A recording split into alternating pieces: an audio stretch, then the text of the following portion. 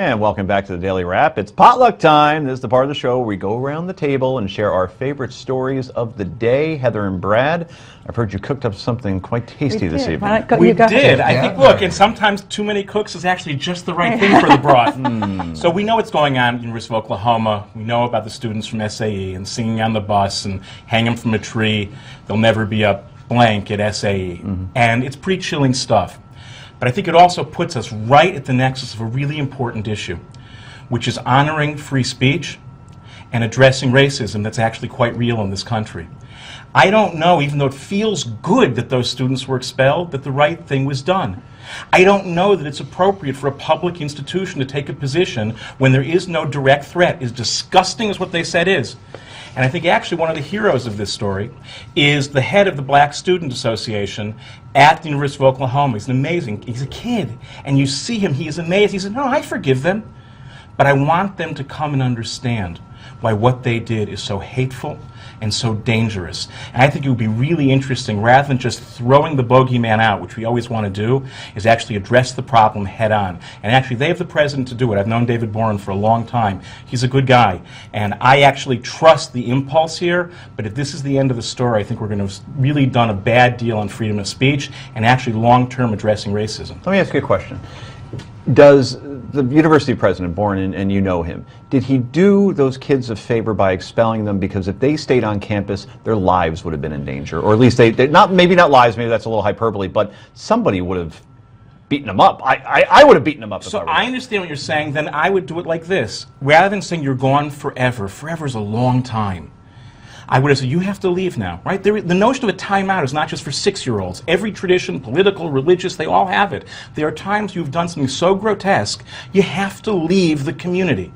But it's also really important to find a way to reintegrate those people. Otherwise, what happens is the hate festers on the outside and eventually comes storming back in later. I just wonder if it was fair in terms of this. You see that one kid on the bus from SAE, and obviously he's gone. Right. I heard a whole bus singing along. So why? Because he happened to be on camera and was near that. And that's the part that's troubling. It was about finding a sacrifice. How sacrifice works, whether it's a goat 3,000 years ago or a stupid, drunk frat boy, is we want to get rid of something so we feel that the problem is solved. The problem isn't solved. Right? Justice is a long-term, complicated thing. Again, I get the feeling. It feels great even to me, and I think it's a bad idea.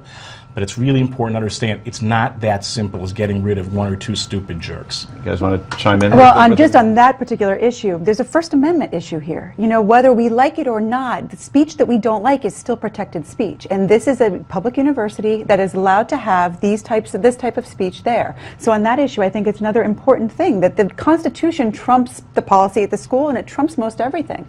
So I think they should have been allowed to stay. You guys are, in my opinion, very much on the right track. I actually have been digging into this because we're going to be doing this in depth on my radio show this weekend. And I found a couple cases that would back up what the two of you just said. The only way that President Boren could really do this is if he could go to the code of conduct of the school and find a violation. He chose to suggest that the violation is that they were committing harm, doing danger. Well, and the other problem is there was no due process here to have a hearing to find out if that's even true. I think the ACLU will file a lawsuit on their behalf, and I think they'll win. They could. Yeah, I think they very well might, and it's a weird thing, because if they file that lawsuit, they better do a really good job explaining why this is procedurally necessary, but culturally grotesque. And we all it's feel not the about same way. defending them. Yeah, what they did is wrong. We all hate what they did. By the way, shutting down the fraternity, I get. Anything where they benefit from the university community, I get, because that's about breaking a culture of hate as opposed to punishing someone for what they said. Well, and add on to that, my part of the potluck, which is that... Which will have to be a microwave meal, by the way. Okay, I'll make it really quick. But it's extremely, extremely, extremely frustrating. At this same school, you've got 3 different football players, one of whom was caught on tape, just as these gentlemen were caught on tape, I say gentlemen loosely, caught on tape punching a woman in the face and breaking her nose, her jaw, and her eye bone. He was a football player. He was not expelled. He was accepted back to the school. You had 2 other football players who, one was kicked out of Missouri for allegedly kicking a woman down the stairs. Another had been alleged and had been entered into some sort of consent Talk agreement. about creating a climate of fear and violence. Right, yeah. and these people, what you learn from this, if you go to that school, are words are more punishable than actions, and that if you are a dorky racist frat boy, you are more likely to be kicked out of Can school we than get if your you're a friend in football here player. tomorrow?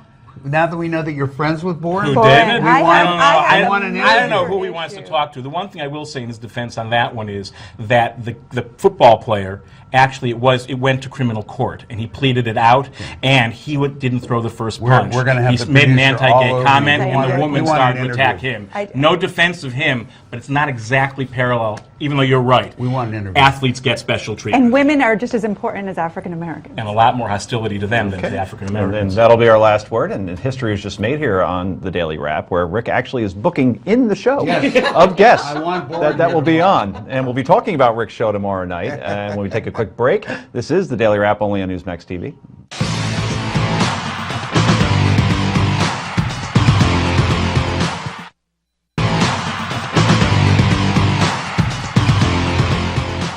And welcome back to the Daily Wrap. I'm your host, Joe Concha. If you're just joining us, we're in the middle of our potluck, where we share our favorite stories of the day. Rick Unger, I hope you thought and brought something good this evening. Yeah, I don't know if I want to call it good. It's a little bit disturbing to me. The question for me of the day is, what is going on with Rudy Giuliani? First, he tells us that the President of the United States doesn't love his country, and we all saw where that led. Today, he says that the officer who was involved in shooting and killing Michael Brown in Ferguson is to be commended. Now, let me be clear. I certainly don't condemn that officer. One moment. Everything we've seen, the Justice Department now, the grand jury, would certainly lead you to believe, it's reasonable to believe that what he did was necessary. But to suggest, and I am certain that that officer doesn't believe that he should be commended for what happened there. He protected himself, fine. But to say that you should be commended for killing an unarmed teenager, even if it was necessary, what's with this man? I mean, the one thing I will, first of all, you're completely right, and very few people feel good about having killed another person. And in fact, the ones who are justified are the ones who typically feel the worst. Right. It's the hateful crazies who feel good about killing other people. An officer doing his job, and I've spoken to a number of cops, they never feel okay. and Justified, I'm sure it yes, never leaves them. but you never get over that. The one thing I will say in his defense is when so much hate of the cops is spewing out, it turns out it evokes not only stupidity on the side that's spewing the hate, it evokes stupidity on the part of the defender. That's not a Now, it's not a defense of him. when you're Rudy Giuliani. It's called an explanation, not an excuse. And there is no excuse. And if he's smart, he's going to say, here's what happened. In my affection for police officers, I said a really stupid thing.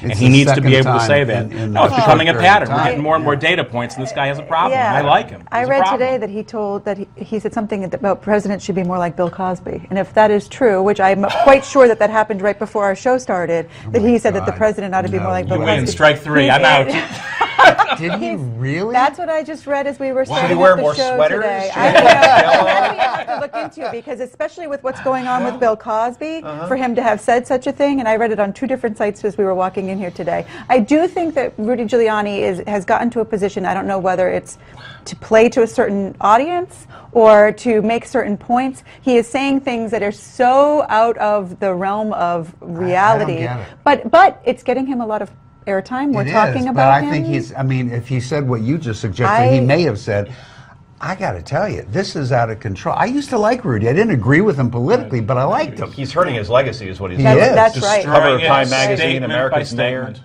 Yeah. Right? Statement by statement. And he That's was an so, unbelievable really, thing. America's It's true. mayor. I mean, it's a shame, and I hope that he gets it together. Yeah, I want to hear more about that Cosby thing. I looked that up during the break. Well, anyway, it's my turn. And, well, you've probably all seen the rumors on Twitter today that I won't be hosting the Daily Show, the Daily Wrap, the Daily Show or the Daily Wrap tomorrow. And tonight, yes, live on national television, I can confirm that I will not be in this chair 23 hours and 15 minutes from now. In my stead will be young Ricky Unger, which is how Brett Favre must have felt like when he knew that Aaron Rodgers was there as his backup. Young. And yes, I just compared myself to a Hall of Fame quarterback. Yes, you did. But it makes me wonder, What will the show look like tomorrow night? Will Rick play nice with the panel as the moderator? Well, fortunately, I was able to find a clip of Rick hosting another show like this one from not too long ago. Take a look. Issue number 5. What number am I thinking of? Pat Buchanan. Geez, 82. Wrong, Eleanor Clift. Is it between 1 and Don't 100? skirt the issue.